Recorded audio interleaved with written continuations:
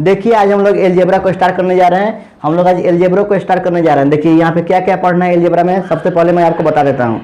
Algebra में आपको पढ़ना है कॉम्प्लेक्स नंबर पढ़ना है, फिर आपको क्वाड्रेटिक इक्वेशन पढ़ना है, फिर आपको पढ़ना है सीक्वेंस एंड सीरीज। इसके अंतर्गत आते हैं एपी, जीपी और एचपी आते हैं। यहाँ पे देखिए लीनियर इनइक्वालिटीज के बारे में पढ़ना है, फिर पी एंड सी, इसका मतलब हुआ परमुटेशन एंड कॉम्बिनेशन। देखिए मैं इसका यहाँ पे लिख देता हूँ, परमुटेशन एंड कॉम्बिनेशन। हम लोग इसको शॉर्ट में पी एंड सी बोलते हैं। फिर आपको पढ़ना है बाइनोमियल थ्योरम, फिर उसके नीचे पढ़ना है मैथमेटिकल इंडक्शन। देखिए तो ये सब आपके एलजेब्रा के पार्ट हो गए। इसके ऊपर हम लोग बारी बारी से चर्चा करेंगे। उससे पहले हम लोग एक बात जान लेते हैं। देखिए पढ़ाई तीन तरह का होता है। एक तो होता है आपको फार्मूला दिया रहेगा, उसमें वैल्यू रखिए और आंसर निकालिए, वो एक हो गया। दूसरा हो गया आपको कि आपको वहाँ पे मैं फार्मूला का प्रूफ कराऊंगा, तो उसके ऊपर आप रखिएगा और कैसे सॉल्व किया जाता है वो बताऊंगा। और 3 नंबर आपको होगा कि मैं एप्लीकेशन बताऊंगा और एप्लीकेशन के ऊपर आप लोग काम कीजिएगा, वो एक हो गया। तो देखिए आप लोग कैसे पढ़ना है आप लोग डिसाइड कीजिए। चलिए ध्यान दीजिए, फिर से मैं एक बार चर्चा कर देता हूँ। एलजेब्रा हम लोग स्टार्ट करने जा रहे हैं। एलजेब्रा में हमको पढ़ना है complex number, quadratic equation, sequence and series, linear inequalities, permutation and combination, binomial theorem, mathematical induction. ये सब आपके एलजेब्रा के पार्ट है। बारी बारी से हम लोग इसके ऊपर चर्चा करेंगे। आइए हम लोग सबसे पहले देखेंगे कॉम्प्लेक्स नंबर क्या होता है। हम लोग कॉम्प्लेक्स नंबर देखेंगे, कॉम्प्लेक्स नंबर होता क्या है। चलिए देखिए मैं इसको रफ कर देता हूँ, फिर मैं कॉम्प्लेक्स नंबर की ओर बढ़ता हूँ। ध्यान दीजिएगा, यहाँ पे हम लोग कॉम्प्लेक्स नंबर को स्टार्ट करने जा रहे हैं। कॉम्प्लेक्स नंबर होता क्या है इसके बारे में हम लोग गहराई से चर्चा करेंगे। कॉम्प्लेक्स नंबर,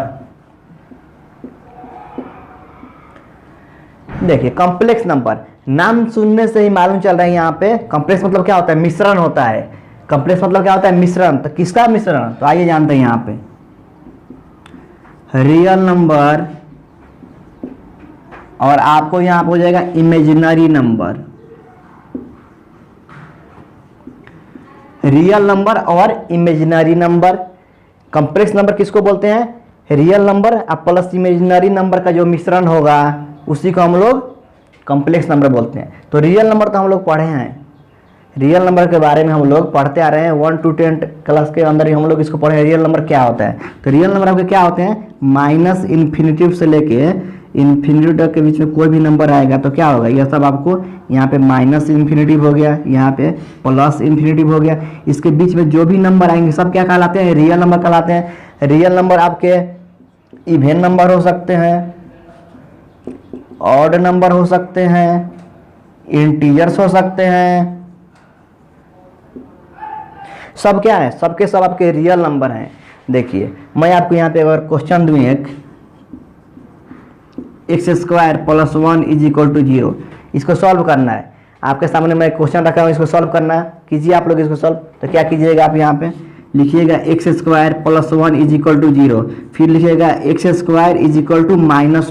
-1 हो गया। देखिए x² का वैल्यू क्या आ गया, -1, जो पॉसिबल नहीं है। किसी भी चीज़ का स्क्वायर करने पर पॉजिटिव मिलता है। मान लीजिए आप -4 का स्क्वायर कीजिएगा तो आपको मिलेगा 16 मिलेगा, फिर 4 का स्क्वायर कीजिएगा तो 16 मिलेगा। लेकिन किसी भी चीज़ का स्क्वायर कीजिएगा तो आपको निगेटिव नहीं मिलेगा। किसी भी चीज़ का स्क्वायर कीजिएगा तो निगेटिव कभी आ ही नहीं सकता है। तो यहाँ पे x² बराबर निगेटिव आ गया, जो पॉसिबल नहीं है, नॉट पॉसिबल। तो यहाँ पे यहीं से हमको इमेजिनरी नंबर के ऊपर यहीं से हमको इमेजिनरी नंबर का जरूरत पड़ा है। देखिए जो आपको x² बराबर -1 मिला है, इसको हम लोग कैसे सॉल्व करेंगे। रियल नंबर में इसका तो कोई अस्तित्व है ही नहीं, इसका नॉट पॉसिबल हो जाएगा, नॉट पॉसिबल हो जाएगा। इसलिए इमेजिनरी नंबर को हमको यहाँ पे यूज करना पड़ेगा। इमेजिनरी नंबर का यूज करेंगे। देखिए जानते हैं कि इमेजिनरी नंबर होता क्या है। आइए हम लोग इमेजिनरी नंबर के ऊपर चर्चा करते हैं कि इमेजिनरी नंबर होता क्या है। ध्यान दीजिएगा यहाँ पे। देखिए जो आपको इमेजिनरी नंबर होता है इसके बारे में हम लोग डिटेल्स में जानते हैं।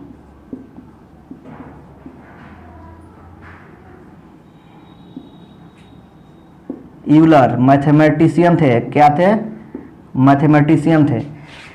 यहाँ पे आपको यूलर लिखा हुआ है। यूलर क्या है, मैथमेटिशियन का नाम है, जिन्होंने हमको इमेजिनरी नंबर दिया, इमेजिनरी नंबर के बारे में बताया। तो इमेजिनरी नंबर का यूज कहाँ होता है, इमेजिनरी नंबर का यूज कब होता है? तो देखिए मैं लिखता हूँ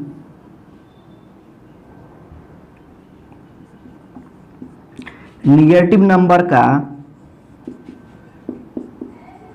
स्क्वायर रूट निकालने के लिए, स्क्वायर रूट निकालने के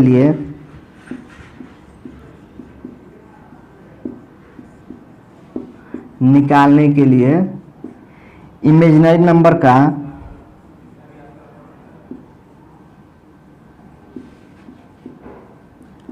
यूज किया जाता है। इंग्लिश में इसको क्या बोलेंगे? To find square root of negative number mister Euler introduce a number is called imaginary number.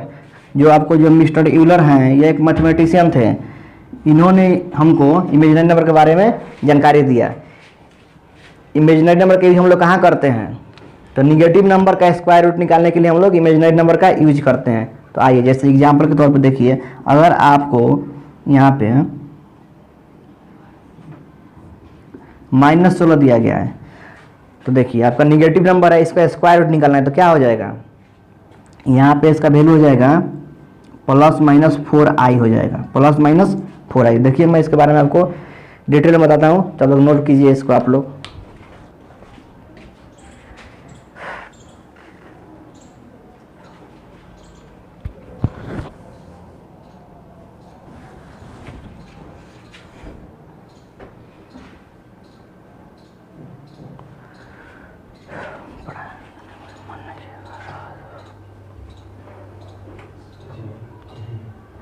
चलिए ध्यान दीजिए, यहाँ पे मैं इसको रफ कर देता हूँ, फिर हम लोग इमेजिनरी नंबर के ऊपर चर्चा करते हैं। चलिए ध्यान दीजिए, यहाँ पे हम लोग इमेजिनरी नंबर के ऊपर चर्चा करने जा रहे हैं। इमेजिनरी नंबर, तो मैंने आपको क्या बताया? मैंने बताया कि मिस्टर यूलर, एक मैथमेटिशियन का नाम है मिस्टर यूलर, एक मैथमेटिशियन थे। इन्होंने ही ना हमको इमेजिनरी नंबर के बारे में जानकारी दिया। तो देखिए ध्यान दीजिए, यहाँ पे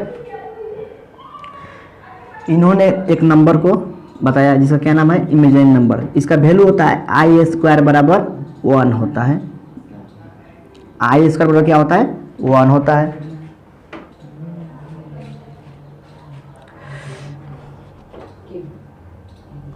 सॉरी, आई स्क्वायर वैल्यू आपको -1 होगा। यहाँ पे आई स्क्वायर का वैल्यू क्या होगा? आपको -1 होगा।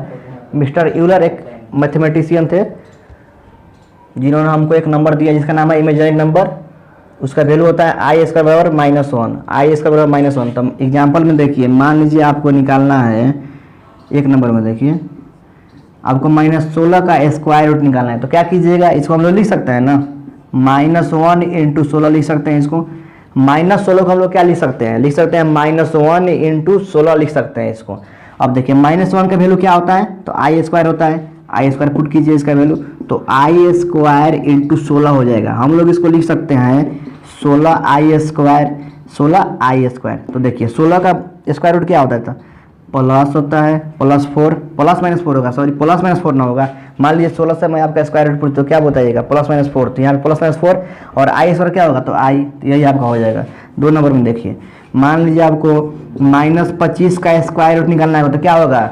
इसको लिख सकते हैं ना, -1 × 25। तो क्या हो जाएगा?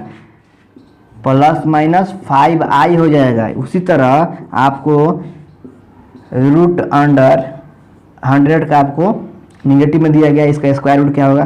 तो क्या बोलिएगा? इसको लिख सकते हैं -1 × 100 लिख सकते हैं इसको। तो क्या हो जाएगा? +-10i हो जाएगा। तो देखिए यही आपका हो गया। यहाँ पे चलिए नोट कीजिए इसको।